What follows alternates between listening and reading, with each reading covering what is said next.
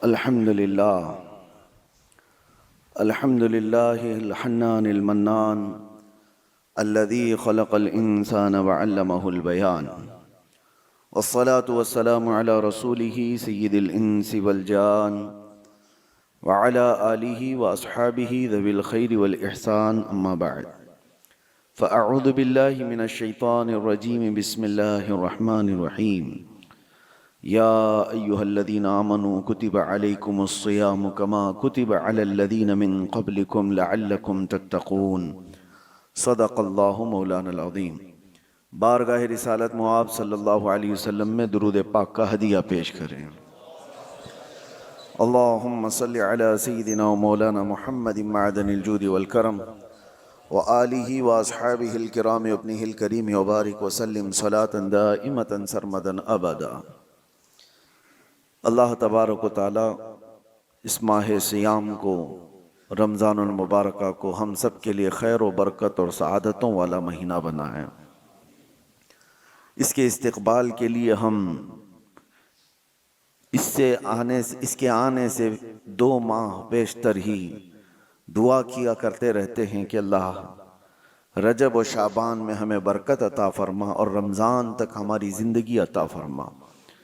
تو رب تبارک و تعالیٰ نے رمضان ہماری زندگی میں عطا فرمایا، اس کا بے پایاں کرم و احسان ہے.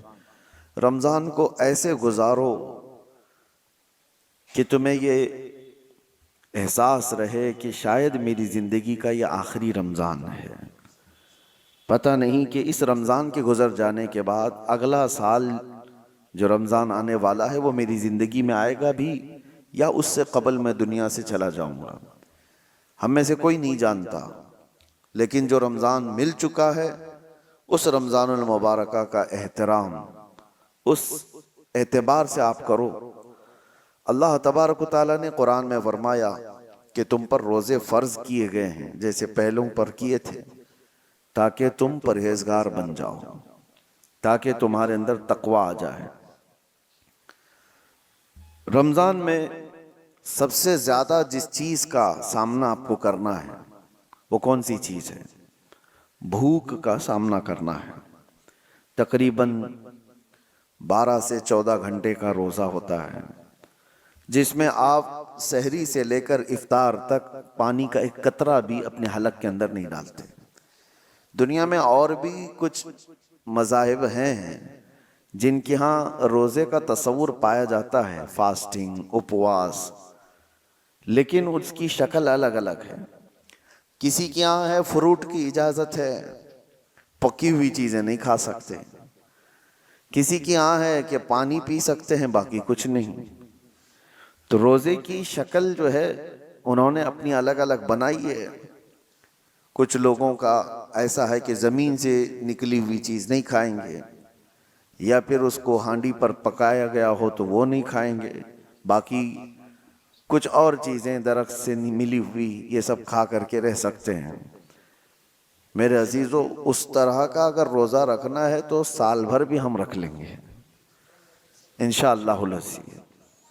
لیکن اسلامی جو روزے کا کانسیپٹ ہے، تصور ہے، وہ سحری سے لے کر افطار تک 2 بڑی چیزوں سے بچنے کا نام ہے. انسان کے لیے 2 بڑی چیزوں سے رکنا ہے. ایک کھانے پینے سے، ایسا نہیں کہ حرام چیزوں سے بچنا ہے، بلکہ حلال کھانے کی چیزوں سے بھی بچنا ہے. چاول، روٹی، گوشت، سبزی یہ سب حلال ہی ہے آپ کے لیے، لیکن حلال سے بھی بچنا ہے، حرام کی تو بہت دور کی بات ہے. دوسری جو سب سے بڑی چیز جس سے بچنا ہے وہ انسان کو اپنی شہوت پر کنٹرول کرنا ہے. اپنی بیوی سے، صحبت سے بھی اسے بچنا ہے. یہاں پر بھی وہی معاملہ ہے. حرام تعلق تو بہت دور کی بات ہے. بیوی سے صحبت کرنا، بیوی سے جمع کرنا، اس سے تعلق قائم کرنا، یہ تو حلال ہے. لیکن روزے کی حالت میں اس حلال چیز سے بھی بچنا ہے. حرام کا پھر کہاں نمبر ہے؟ یہ آپ کو اس لیے میں بتا رہا ہوں کہ کھانا پینا بھی حلال تھا، جمع کرنا بھی حلال تھا مرد کے لیے، عام دنوں میں، عام راتوں میں. لیکن روزے کی حالت میں ان حلال چیزوں سے جب بچنے کا حکم ہے تو پھر حرام چیزوں سے اسے کتنی دور رہنا چاہیے؟ دو بڑی چیزوں سے بچایا جاتا ہے، اور یہ دو چیزیں انسان کی روز کی ضروریات میں آ جاتی ہیں۔ چلے کھانا پینا تو یہ روز کی ضرورت ہے، لیکن اس کے جسمانی سکون جس میں رکھا گیا ہے، عورت سے تعلق، گاہے بگاہے اس کی بھی اسے ضرورت ہے۔ تو کھانے پینے سے اور جماع سے جو روکا گیا وہ ایک لمیٹڈ ٹائم ہے، ایسا نہیں کہ پورے رمضان میں ہی منع کر دیا گیا، بلکہ اللہ تعالیٰ نے رات کو عورتیں تمہارے لیے حلال رکھا جیسے دوسرے دنوں میں حلال ہے۔ افطاری کے بعد سے لے کر سحری تک جو تمہارا ٹائم ہے کھا پی سکتے ہو، اسی طرح جماع بھی کر سکتے ہو۔ رمضان المبارکہ کے دنوں کو کیوں ان تمام چیزوں سے دور رکھا گیا؟ یہ بڑی بات ہے میرے عزیزوں۔ بھوک انسان کے لیے ایک ایسا چیلنج ہے۔ اللہ کے رسول صلی اللہ تعالی علیہ وسلم نے فرمایا بسا اوقات بھوک آدمی کو کافر بنا دیتی ہے۔ فقر و فاقے اور اس طرح کی غربت سے اللہ کے رسول صلی اللہ علیہ وسلم پناہ مانگتے اور فرماتے کہ حد سے زیادہ غربت آدمی کو کبھی کبھار کفر کی طرف لے جاتی ہے، بندہ ناشکرا ہو جاتا ہے، بھیک مانگنے کی عادتیں آ جاتی ہیں، یا چوری ڈکیتی کی کوششیں کرنے لگ جاتا ہے۔ آج دنیا میں بہت سارے ایسے کرائم ہیں، ان کرائم کے پیچھے اگر آپ وجہ ڈھونڈیں گے کہ اس کا ریزن کیا ہے، تو ان کا پیٹ ہے جو ان کو کرائم کرا رہا ہے، ان کی بھوک ہے جو ان کو یہ تمام چیزوں پر لے آتی ہے۔ کچھ عورتیں اپنے جسموں کے کاروبار میں مصروف ہیں، انہوں نے اپنا جسم دے دیا، وہ مردوں کے نظر کر دیں اور اپنا جسم ایک رات کے لیے بیچتی ہیں، تو ان کا اس کے پیچھے ریزن کیا تھا؟ تو اکثر میں تو یہ سمجھ میں آتا ہے کہ ان کی بھوک، ان کے پیٹ کی ضرورت شہوت سے کرنے والے کم ہوں گے، لیکن اکثریت جنہوں نے اس راستے کو اختیار کیا، گھر کی غربت، چند پیسے آ جائیں، گھر سنور جائے، ان تمام خواہشات نے ان کو اس راستے پر لگا دیا۔ بہت سارے چور ہیں، بہت سارے ڈکیت ہیں، انہوں نے چوری کا راستہ اختیار کیوں کیا؟ یہ غربت ان کو وہاں پر لے آئی۔ اور ایک بار آدمی کرنے کے بعد پھر مالدار ہو بھی جائے تو پھر وہ اپنی پرانی خصلت چھوڑتا نہیں۔ مثال کے طور پر کچھ گنڈے، کچھ ڈاکو جو ڈکیت ہیں اور ڈاکہ زنی کرتے ہیں، ایسا نہیں کہ وہ غریب ہی رہتے ہیں، بہت مالدار ہو گئے، وہ ڈان کہلانے لگ گئے، کروڑوں کی ان کے پاس جائیدادیں آ گئیں، لیکن وہ کام چھوڑتے نہیں۔ وجہ یہ ہے کہ بھوک نے ان کو شروعات کرا دی تھی، اب وہ بھوک ان کی موت تک مٹتی نہیں۔ بھوک کی وجہ سے وہ آیا تھا، پیٹ کی بھوک، اس کو مٹانے کے لیے چھوٹی موٹی چوریاں کیا، لیکن جس راستے کو اس نے اختیار کیا کہ بھوک کو ختم کروں، وہ راستہ ایسا ہے کہ موت تک اس کی بھوک کا وہ علاج نہیں دے سکتا۔ چاہے اس کے پاس اربوں کی جائیداد آ جائے، بھوک مٹتی نہیں۔ یہی طوائف کے ساتھ بھی ہے، وہ چند دن کر کے ایسا نہیں ہوتا کہ وہ چھوڑ دے، اس کا بڑھاپا آ جائے، جسم لٹک جائے، مگر وہ اس کاروبار میں جمی رہی۔ وجہ یہ ہے کہ اس راستے پر اس کو لایا کون تھا؟ اس کی بھوک، اس کی لالچ۔ شروع میں یہ سوچ کر کے آئی کہ چند دن مالداروں کو راضی کر دیں تو میرا گھر سنور جائے گا، مجھے بھی کچھ پیسے مل جائیں گے، تو اس راستے کو اختیار کیا، تو پھر یہ راستہ اسے موت تک چھوڑتا نہیں، اس کی بھوک مٹتی نہیں۔ کل دیکھا جائے گا، اگلی بار دیکھا جائے گا، یہ کرتے کرتے اس کی موت آ جاتی ہے۔ اس لیے میرے عزیزو، جنہوں نے بھوک پر کنٹرول نہیں رکھا، ان کو بہت خطرناک راستوں پر جاتے ہوئے لوگوں نے دیکھا ہے۔ اور رمضان المبارکہ اسی ریہرسل کے لیے تمہیں لایا جاتا ہے۔ زندگی میں کبھی بھوکا رہنے کی نوبت آ گئی تو تم ایک مہینہ ایسی پریکٹس کر لو، اتنا اللہ تعالیٰ کی طرف سے دیا ہوا بھوک کو برداشت کرنے کی طاقت پیدا کرو۔ دیکھو آج رمضان میں آپ بھی بھوکے ہیں، صبح سے لے کر شام تک، ایک دن نہیں، 2 دن نہیں، 3 دن نہیں، 25 دن تک، 30 دن تک بھی بھوکے رہتے ہیں دن میں۔ لیکن کیا بتاؤ مجھے، رمضان کی یہ بھوک تمہیں عیاشیوں کی طرف لے جاتی ہے؟ کیا یہ بھوک سے بے قابو ہو کر تم بھی غلط راستے کو اختیار کر لیتے ہو؟ حتیٰ کہ اس رمضان میں ہم پہلے جو چھوٹے موٹے گناہ کرتے تھے اس سے بھی دور ہو جاتے ہیں، بچ جاتے ہیں۔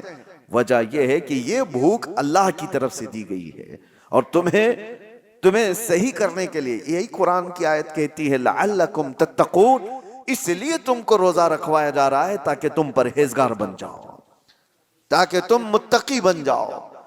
اور آج دنیا کے پاس یہ علاج نہیں ہے۔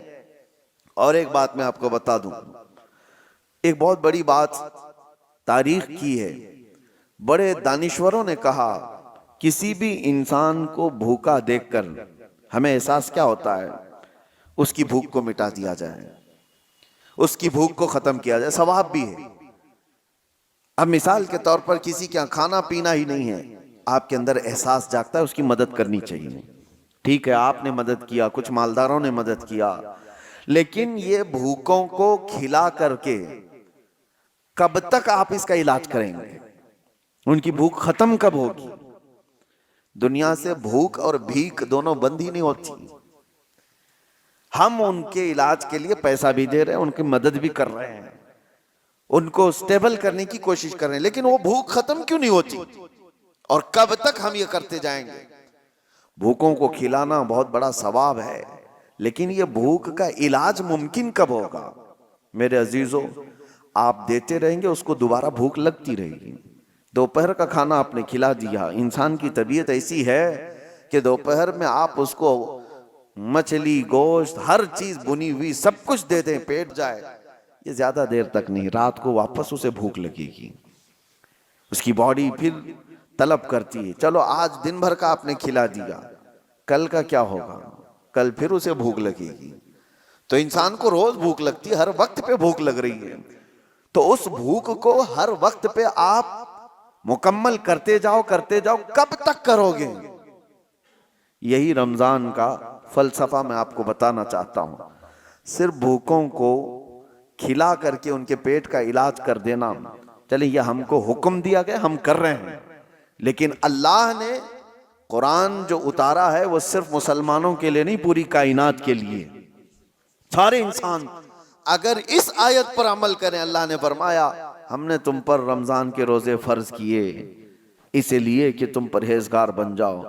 ان بھوکوں کو اگر یہ پتا چل جائے کہ ہمیں بھوک کا علاج بھیک مانگ کر کے نہیں، خود کے کنٹرولنگ سے کرنا ہوگا، تو پھر دیکھیں ان کا ہاتھ دنیا کی طرف نہیں آئے گا۔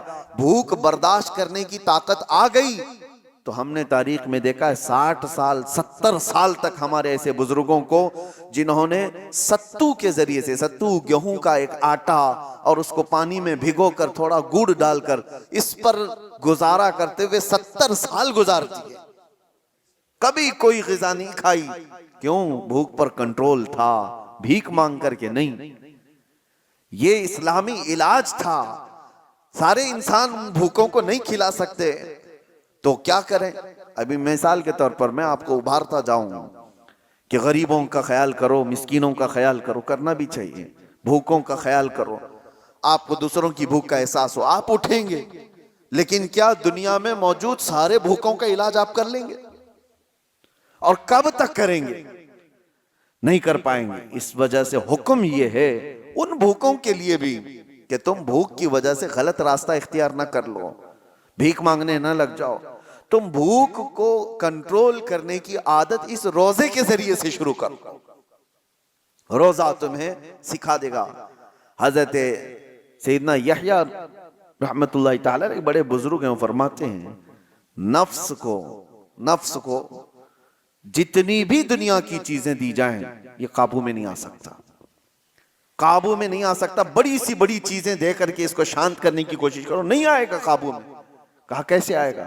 کہا صرف اور صرف بھوک کے ذریعے سے تمہارے قابو میں آئے گا۔ بھوکا رکھو نفس کو۔ ایک جوان آئے حضور کی بارگاہ میں، کہا یا رسول اللہ صلی اللہ علیہ وسلم شادی کی عمر ہو گئی لیکن کرنے کی طاقت نہیں، استطاعت نہیں، ذرائع نہیں، اسباب نہیں ہیں، کیا کروں؟ اللہ کے نبی صلی اللہ علیہ وسلم نے فرمایا جب تک شادی نہ ہو جائے روزہ رکھو۔ اپنی شہوت کو کنٹرول میں رکھنے کے لیے حضور نے کیا فرمایا؟ روزہ رکھو۔ تم روزے کے ذریعے سے اپنے نفس کو قابو میں رکھ سکتے ہو۔ نوجوانوں کو آج بھڑکتا ہوا جو نفس ہے گناہوں کی طرف ابھارتا ہے، جتنا یہ کھاتے جائیں گے اتنی شہوت بڑھتی چلی جاتی ہے۔ اسی لیے کہا گیا روزہ ایک ڈھال ہے، اور روزہ ایک ایسی دوا ہے جو انسان کے نفس کو جو بھڑکتا ہوا بے قابو ہوتا ہے اس کو قابو میں لے آتا ہے۔ اسی لیے میں آپ کو بتاؤں، اللہ کے نبی صلی اللہ تعالی علیہ وسلم نے دو چیزوں کا حکم دیا۔ ایک تو مسکینوں اور غریبوں کو کھلانے پلانے کا حکم تو ہے ہی اسلام میں، خیرات کرو ان کو دو، لیکن دوسرا حکم صحابہ کو بھوکا رکھ کر کے ان کو کنٹرول کرنا سکھایا ہے۔ ایک صحابی حضرت ابو ہریرہ رضی اللہ تعالیٰ عنہ فرماتے ہیں کہ ایک دن مجھے شدت کی بھوک لگی، میں گھر سے نکلا کہ رسول پاک صلی اللہ تعالیٰ علیہ وسلم کے بارگاہ میں جا کر کے عرض کروں کہ آقا کھانے کے لیے بھوک بہت زیادہ لگی ہے۔ تو میں جیسے ہی باہر آیا تو حضور اپنے حجرے سے نکل رہے تھے۔ توجہ سے سنیں، حضرت ابو ہریرہ عرض کرتے ہیں پیٹ دکھا کر کے، یا رسول اللہ صلی اللہ علیہ وسلم، الجوع، بھوک بھوک۔ نبی پاک صلی اللہ تعالیٰ علیہ وسلم نے مسکرایا اور اپنا جبہ اٹھا کر دکھایا، دو بڑے پتھر حضور کے پیٹ پہ بندھے ہوئے تھے۔ حضرت ابو ہریرہ کہتے ہیں کہ اللہ کے نبی صلی اللہ تعالیٰ علیہ وسلم مجھ سے زیادہ بھوک کو برداشت کر رہے ہیں۔ پتھر باندھنا ایک علامت تھی کہ بھوک کو کنٹرول کرنے کے لیے پیٹ پر پتھر باندھے جاتے تھے۔ پھر بھی نبی پاک صلی اللہ تعالیٰ علیہ وسلم نے فرمایا ابو ہریرہ چلو ساتھ چلتے ہیں۔ باہر نکلے تو جیسے ہی باہر نکلے حضرت ابو بکر صدیق باہر گھر سے آ رہے تھے۔ حضور صلی اللہ تعالیٰ علیہ وسلم نے ان کو دیکھا، پوچھا ابو بکر اس وقت دوپہر کے وقت کس چیز نے تمہیں باہر نکالا؟ حضرت ابو بکر صدیق کہتے ہیں بھوک نے مجھے گھر سے باہر نکالا، میں کچھ کھانے کی تلاش میں باہر نکلا۔ حضور صلی اللہ تعالیٰ علیہ وسلم انہیں بھی ساتھ لے لیے۔ تھوڑی دور گئے تھے کہ حضرت عمر بھی نظر آئے۔ حضور نے ان سے پوچھا عمر اس وقت کہاں جا رہے ہو؟ کہا یا رسول اللہ بھوک نے مجھے گھر سے باہر نکالا۔ سب کا ایک ہی مسئلہ ہے۔ حضرت عمر بھی آئے۔ اب سنیے، تینوں کو رسول پاک صلی اللہ تعالیٰ علیہ وسلم لے کر ایک صحابی کے گھر گئے۔ وہ صحابی حضور پاک صلی اللہ تعالیٰ علیہ وسلم کی آمد سے اتنے زیادہ خوش تھے، گھر میں جو تھا سب پیش کر دیا۔ یہاں تک تو بات ہے آگے کا واقعہ، لیکن ان تینوں صحابہ سے پوچھو، میں علاج بھی آپ کو بتا رہا ہوں کہ آپ دوپہر میں بھوکے تھے، مدینے میں کہاں جا کر کے کیا لانا چاہتے تھے؟ ابو ہریرہ آپ کیا لانا چاہتے؟ پیسے آپ کے پاس بھی نہیں خریدنے کی۔ ابو بکر صدیق و عمر فاروق رضی اللہ تعالیٰ عنہ آپ کیا کھانے کے لیے نکلے تھے گھر سے باہر؟ تینوں کا ایک ہی جواب ہے، ہم کچھ خریدنے کے لیے یا کچھ کھانے کے لیے نہیں نکلے، جب بھوک ہمیں شدت سے پریشان کرتی تو ہم چہرے رسول کو دیکھنے جاتے تھے۔ میرے آقا صلی اللہ تعالیٰ علیہ وسلم کے چہرے جمال جہاں آرا کو دیکھتے صحابہ کا عقیدہ تھا کہ جیسی بھی بھوک ہو ختم ہو جاتی ہے۔ یہ ہے بھوک کا علاج، یہ عاشقوں کی بات ہے۔ کاش ہماری آنکھوں میں وہ جمال مصطفیٰ بس جائے۔ جب دنیا ہمیں اس طرح بھوک سے پریشان کرے تو وہ تصویر یار سامنے آ جائے، اور پھر حضور پاک صلی اللہ تعالیٰ علیہ وسلم کے اس جمال میں مہ ہو کر کے ہم ساری بھوک بھول جائیں۔ اور ہوا ہے تاریخ میں ایسے۔ عزیزان گرامی، یہ باتیں میں آپ کے سامنے اس لیے کہہ رہا ہوں، وہ صدیق اکبر، وہ فاروق اعظم جن کے ناموں میں اتنی تاثیر ہے آج کہ آج بھی بڑی بڑی حکومتیں کانپتی ہیں ان کے دور حکومت کو سن کر کے۔ قیصر و کسریٰ لرزہ براندام تھے عمر ابن خطاب کے نام سے، لیکن ان کا حال یہ ہے کہ وہ کہتے ہیں بھوک نے مجھے گھر سے باہر نکالا۔ اللہ کے رسول صلی اللہ تعالیٰ علیہ وسلم کے سب سے قریبی صحابہ ہیں، وہ بھوکے رہ کر کے ریہرسل کر رہے تھے کہ بھوک پر کنٹرول حاصل کرو۔ آج ہمارے پاس سب کچھ ہے، اور کچھ مالدار لوگوں کو جیسی مال کی چربی آتی ہے ان کو لگتا ہے روزہ رکھنا تو غریبوں کا کام ہے، ہم کو اللہ نے کس چیز کی کمی دی۔ کچھ مالدار یہ سوچتے ہیں کہ مال جس کے پاس کم ہے وہ روزے رکھے، ہمارے پاس تھوڑی نا کچھ کمی ہے، دولت کی ٹھاٹ بھاٹ سب کچھ ہے۔ اگر تم دولت کو کمپیئر کرنا چاہو تو عثمان غنی کے قدم تک بھی نہیں پہنچ سکتے، لیکن انہوں نے بھی بھوکا. یہ رمضان کی بات نہیں کر رہا ہوں جو صحابہ کی، عام دنوں کی بات کر رہا ہوں، عام دنوں کی بات. حضرت عثمان غنی رضی اللہ تعالیٰ عنہ کا حال تو یہ تھا. میاں ان کے مال سے تمہارا کیا کمپیریزن. ایک جنگ میں، جنگ تبوک کے موقع پر انہوں نے جو صدقہ دیا تھا، خیرات کیا تھا، جانتے ہو آج کے زمانے میں اس خیرات کی ویلیوشن کر لی جائے نا، 116 کروڑ روپے بنتے ہیں آج کے. وہ حضرت عثمان غنی نے ایک ہی جنگ میں دان کر دیے تھے. وہ خیرات کرتے تھے تو 116 کروڑ آج کی قیمت بنتی ہے کوئی خیرات کرنے والا؟ اور ظاہر سی بات ہے پورا مال نہیں، اپنے مال کا تھوڑا سا حصہ انہوں نے خیرات کیا تھا. تو مال کتنا تھا ان کے پاس اس زمانے میں؟ اور یہی وجہ ہے کہ حضرت عثمان غنی رضی اللہ تعالیٰ عنہ کا مال آج بھی مدینے میں موجود ہے، آج بھی ہے. ان کے نام کی ہوٹلز ہیں، ان کے ہی کھاتے میں جاتی ہیں. مدینہ طیبہ کی میونسپلٹی کا خرچہ حضرت عثمان غنی کے مال سے پورا کیا جاتا ہے. آج ان کا مال ختم نہیں ہوا، آج بھی موجود ہے. وقف عثمان. میں یہ کہہ رہا ہوں اتنے بڑے مالدار، اتنا کچھ ان کے پاس تھا، لیکن زندگی گزارنے کے لیے انہوں نے بھی بھوک کو اختیار کیا ہے، بھوک کو اختیار کیا. ایک بار تو ایسا ہوا کہ ایک صحابی حضور کے پاس آئے، کہا یا رسول اللہ صلی اللہ علیہ وسلم شادی کے لیے مال کچھ خریدنے کی مجھے ضرورت ہے، سامان خریدنے کی، کچھ مال چاہیے. حضور نے کہا کہ جاؤ عثمان کے پاس اپنے شادی کے اخراجات کے پیسے لے لو، کہنا کہ میں نے بھیجا ہے. وہ صحابی آئے حضرت عثمان غنی کے گھر پر، تو ابھی وہ دروازے پر پہنچے تھے، حضرت عثمان کی گرجدار آواز آ رہی تھی اندر سے. یہ صحابی ٹھٹک کر کھڑے ہو گئے، سنا کہ ڈانٹ رہے ہیں وہ کسی کو. وہ اپنے خادم کو ڈانٹ رہے تھے، اپنے غلام کو ڈانٹ رہے تھے حضرت عثمان غنی. یہ کان لگا کر باہر سے سنتے ہیں کہ کس بات پر ڈانٹ رہے ہیں. تو دیکھا کہ خادم کو، غلام کو اس بات پر ڈانٹ رہے ہیں کہ چراغ میں اس نے بتی تھوڑی زیادہ کر دی تھی، تیل زیادہ جل رہا تھا. بتی کو تھوڑا سا لمبا کر دیا تھا تو تیل زیادہ جل رہا تھا. عثمان غنی اس بات پر خادم کو خوب ڈانٹ رہے ہیں. تو یہ صحابی باہر سے سنتے ہیں اور واپس چلے جاتے ہیں. جو اپنے گھر میں چراغ کے تیل جلنے پر غصہ کرتا ہو، میری شادی کا خرچہ کہاں سے دے گا؟ واپس چلے گئے. دوسرے دن آئے، وہی وقت تھا، آج پھر گرجدار آواز آ رہی تھی اندر سے. انہوں نے سنا آج پھر کسی کو ڈانٹ رہے ہیں، آج پھر خادم کو ڈانٹ رہے تھے. کس بات پر؟ اس بات پر کہ دال میں نمک زیادہ کیا ہوا ہے. زیادہ نہیں، ٹیسٹی بنایا ہوا ہے. نمک کے بغیر تو ٹیسٹ آتا نہیں، تو ٹیسٹ اچھا کر دیا. تو حضرت عثمان غنی اس پر اس کو ڈانٹ رہے ہیں کہ نمک اتنا استعمال کر لیا کہ دال لذت والی ہو گئی ہے، زیادہ کھائی جا سکتی ہے. تو یہ صحابی جو باہر کھڑے تھے انہوں نے کہا یہ تو دال پر اور چراغ پر غصہ کرتے ہیں، یہ میرے شادی کا خرچہ کہاں سے دیں گے؟ وہ واپس پلٹ رہے تھے، حضرت عثمان غنی نے ان کو دیکھ لیا. کہا کہ کل بھی تم آئے تھے، آج بھی تم آئے، کیا بات ہے، کس لیے آئے؟ انہوں نے کہا بات در حقیقت یہ ہے کہ اللہ کے نبی صلی اللہ علیہ وسلم نے تمہارے پاس مجھے بھیجا، میرے شادی کے اخراجات آپ سے میں حاصل کروں. لیکن آپ 2 دن سے میں دیکھ رہا ہوں غصے میں ہیں، خادم کو خوب ڈانٹے جا رہے ہیں، کبھی چراغ پر کبھی دال پر. میں نے یہ سوچا کہ کہاں میری شادی ہو سکتی ہے ان کے مال سے. حضرت عثمان غنی نے کہا قسم خدا کی، تو کیا اللہ کے نبی کا حکم ہو تو 70 شادیاں میں تنہا کر دوں.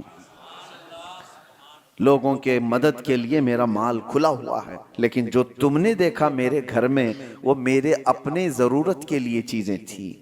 خادم نے چراغ کو، بتی کو زیادہ کیا، تیل زیادہ جلتا گیا، نمک اتنا ڈال دیا کہ دال زیادہ کھائی جا رہی. اس بات پر میں نے غصہ اس لیے کیا کہ کل قیامت کے دن رب ذوالجلال اگر حساب لے لے، کیا عثمان تجھے اتنی ہی روشنی کی ضرورت تھی، تو نے اتنا زیادہ کیوں جلایا؟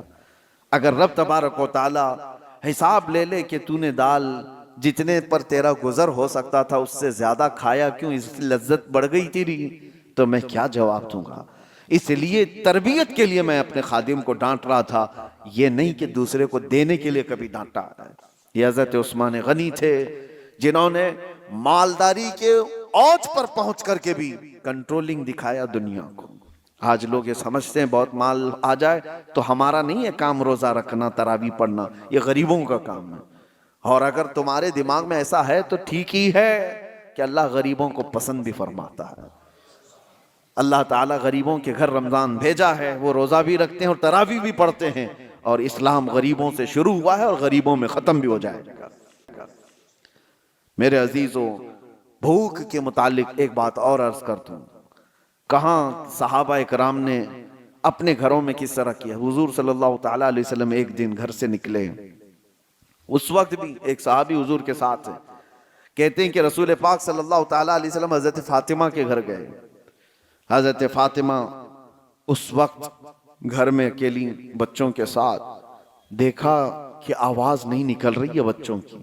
حضرت فاطمہ رضی اللہ تعالیٰ عنہ، نہیں میں یہ بات بعد میں عرض کرتا ہوں، حضور پاک صلی اللہ تعالیٰ علیہ وسلم کی ایک دعوت ہوئی حضرت ابو ایوب کے گھر۔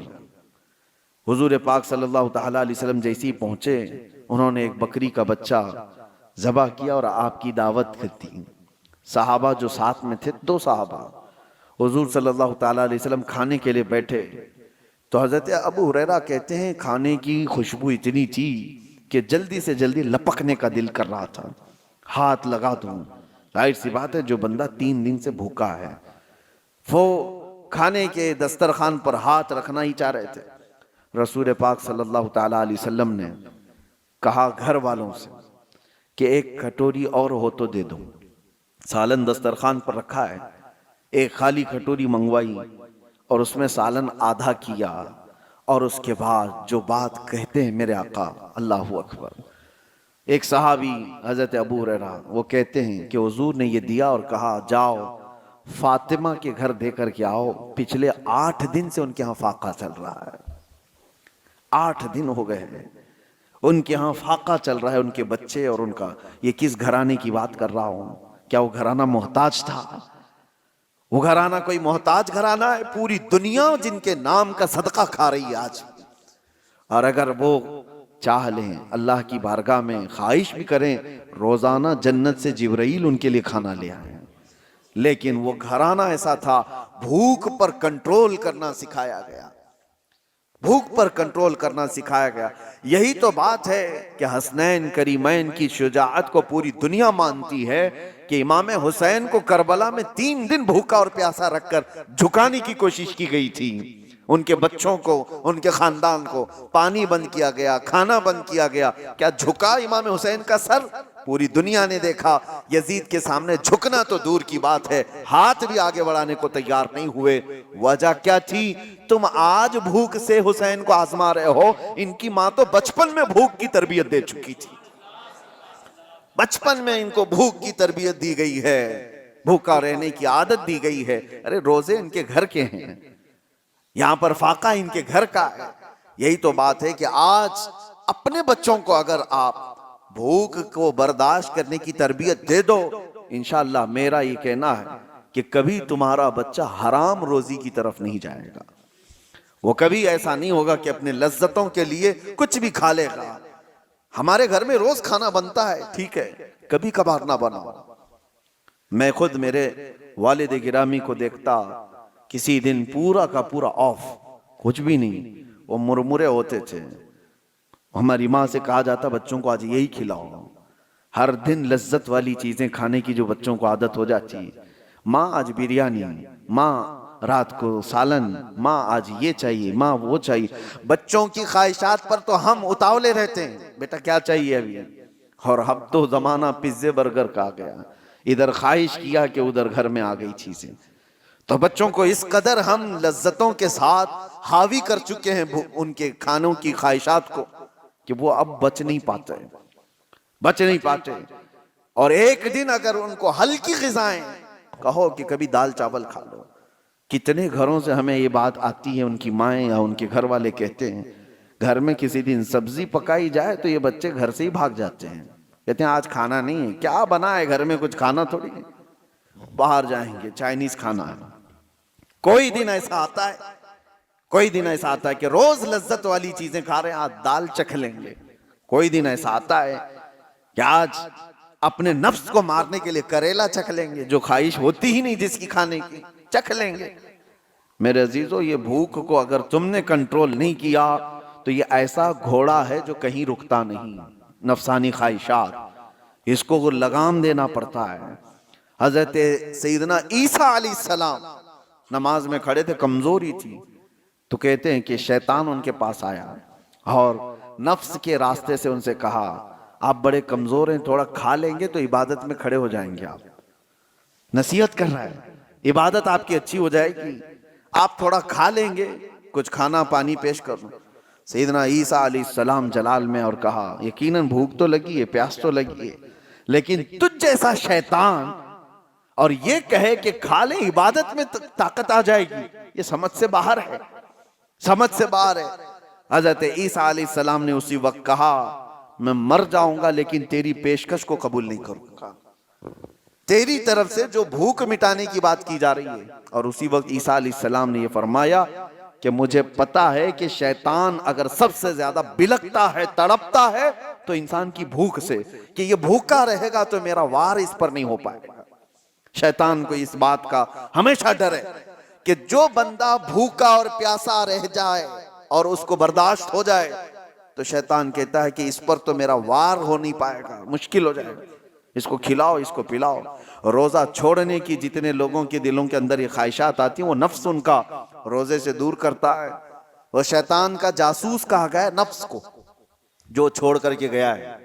رمضان میں شیطان تو نہیں، لیکن شیطان کا جاسوس ہمارے ساتھ ہے، وہ نفس ہے۔ ہمیں کن کن چیزوں کی خواہشات ہے، یہ نفس اسے خبر دیتا ہے شیطان، اور اسی راستے سے وہ ہم پر حملہ کرتا ہے۔ نفس تو ہمارے سب کے ساتھ ہے، یہ تمہیں اندر سے یہ کہے گا کہ بھوکے رہنے سے کمزوری آ جائے گی، فلاں ہو جائے گا، یہ ہو جائے گا، اور کھاؤ، پیٹ کو بھرتے جاؤ، اور نفس جب موٹا ہو جائے شیطان اس پر حاوی ہو جائے۔ اس لیے میرے عزیزوں، اور بہت ساری مثالیں ایسی ہیں کہ بھوک نے انسان کو قابو میں کرنے کی عادت اگر کسی انسان کے اندر آ گئی تو وہ وقت کا ولی بن جائے گا۔ اللہ کے اولیاء اکرام کی پوری تاریخ آپ دیکھو، ان کے ہاں جو تربیت دی جاتی ہے سب سے پہلے بھوکا رہنے کی تربیت دی جاتی ہے، بھوکا رہنے۔ اس لیے مجھے ایک بات یاد آتی ہے، مارہرہ متحرہ میں حضرت سید آل رسول احمدی مارہروی رضی اللہ تعالیٰ اعلیٰ حضرت کے پیر و مرشد ہیں، وہ بڑے سادات کا خاندان، حضور سید آل رسول احمدی مارہروی خاتم الاکابر رحمت اللہ تعالیٰ علیہ، آپ کی بارگاہ میں ایک مولانا صاحب آئے اور انہوں نے کہا کہ حضور آپ یہاں خلافت مجھے لینی ہے۔ لوگ خلافت کے چکر میں بھاگتے رہتے ہیں، آج تو عام ہے، کہیں سے بھی مل جائے گی چلتے پھرتے، لیکن وہ اولیاء کاملین، ان کے ہاں مولانا صاحب نے کہا کہ حضور آپ سے بیعت ہوں، خلافت چاہیے۔ تو حضرت خاتم الاکابر نے کہا آج تو آئے ہاں آپ رات میں، کھانا کھائیے، آرام کیجئے، کل دیکھیں گے، بات کریں گے۔ تو خادم سے کہہ کر کے ان کو مچھلی منگوائی، اور روہو مچھلی اور یا کوئی اور ایک خاص قسم کی مچھلی، بھنی ہوئی مچھلی ان کو خوب کھلانے کے لیے حکم دیا۔ حضرت نے ان کو خوب کھلایا، لیکن خادم سے کہا تھا پانی مت دینا، مچھلی پیٹ بھر کر کے کھلاؤ۔ ان کو خوب مچھلی پروسی گئی، اور جیسی وہ شکم سیر ہو گئے، خادم نے کہا آتا ہوں، اور دروازہ بند کر کے چلا گیا، پانی کچھ دیا ہی نہیں۔ اور مچھلی جب پیٹ میں جائے تو شدت کی پیاس لگتی آدمی، اور وہ خاص قسم کی مچھلی تھی جس کو بھونا گیا تھا الگ انداز سے، وہ اندر جا کر کے بے قراری بے چینی بڑھ گئی، وہ پکارتے رہے اندر سے پانی پانی پانی، کوئی سننے کو تیار نہیں۔ حضرت کا حکم تھا پانی مت دو۔ صبح تک وہ بیچارے ادھر سے ادھر تڑپتے رہے، ان کی آنکھیں چوڑی ہو گئیں، صبح حلق سے زبان باہر آنے لگ گئی۔ کہا کیا مہمان نوازی، سادات کا گھرانہ ہے، کیا میرے ساتھ کیا گیا ہے۔ صبح فجر میں خادم جیسی دروازہ کھولا، لپک کے اس کو پکڑ لی، کہا کہ ابھی تجھے مار ڈالوں گا، فلاں کر دوں گا، جتنا غصہ تھا سب نکال دیا، اس کے کپڑے پکڑ کے پھاڑ دیے۔ کہا رات کو کھانا کھلایا، پانی نہیں دے سکتا تھا۔ اس نے کہا میں نے کچھ نہیں کیا، جس پیر و مرشد کے پاس آپ خلافت لینے آئے تھے ان کا حکم تھا۔ کہا چلو ان سے ہی بات کرتا ہوں، تاؤ میں تھے جو کل خلافت لینے آئے تھے، آ کر کے کہا کہ یہ کیسی مہمان نوازی ہے آپ کی، کیا آپ کے ہاں ایسا کیا جاتا ہے، پانی نہیں دیا جاتا ہے، فلاں فلاں فلاں، نان سٹاپ سب چیزیں کہہ گئے۔ حضرت خاتم الاکابر نے کہا پانی دے دو، پانی دو، اور اس کے بعد ان کو نذرانہ دے کر رخصت کرو۔ پانی دے کر ان کو سب ٹھنڈا کیا گیا۔ تو پھر انہوں نے کہا حضرت آپ نے کہا تھا کل رات میں کہ آج رات کھانا کھا کر سو لو، کل خلافت کی بات کریں گے۔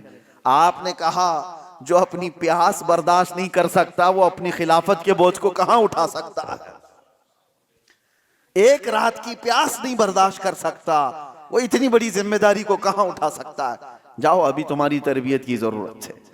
یہ اولیاء کاملین، صوفیاء کاملین کا طریقہ رہا ہے کہ اپنے مریدین کو پہلے بھوک سے وہ آزماتے تھے اور ان کو ریہرسل کرواتے تھے کہ کنٹرول کرنا سیکھو، بھوک اور پیاس انسان کو بے قابو کرتی ہے۔